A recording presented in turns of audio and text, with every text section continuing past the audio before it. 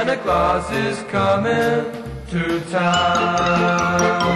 Ziemassvētku laiks daudzu cilvēku sirdīs ienes īpašu prieku. Vecais gads tiek aizvadīts un ar lielu apņemšanos var gaidīt jauno. Svētkos daudzi gaida arī Ziemassvētku vecīti, cerībā, ka ekonomiskā krīze viņa rūpalu nebūs izputinājusi. Kā noskaidroja LNT Top 10, lai arī ne ar tik pilnu dāvanu maisu kā citus gadus, tomēr Ziemassvētku vecītis nāks arī šogad. Ziemassvētku večiem kā katru gadu piezvana jau saulaicīgi un piesaka, bet šogad, jāsaka, tie zvani kavējās, un mēs saprotam arī, kāpēc tas ir. Iespējams, tā krīze ar kaitē. Šo Ziemassvētku vecīti visvairāk šogad grib redzēt dažādi uzņēmumi. Visi decembris aizņemts, tas ik gadu esot saspringtākais darba laiks. Arī liesajos laikos cilvēkiem vajadzīgs prieks, taču jārēķinās, ka arī pašam vecītim šobrīd neklājas īpaši viegli.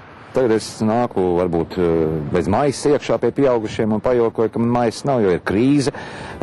Šobrīd ir iztiks minimums manā groziņā, tur dažābo piparkūks, un tad, protams, ka firmas vadītājs saka, nē, tu aizmirsti tur aiz durvīm lielo maisu, tad es nāku atpakaļ.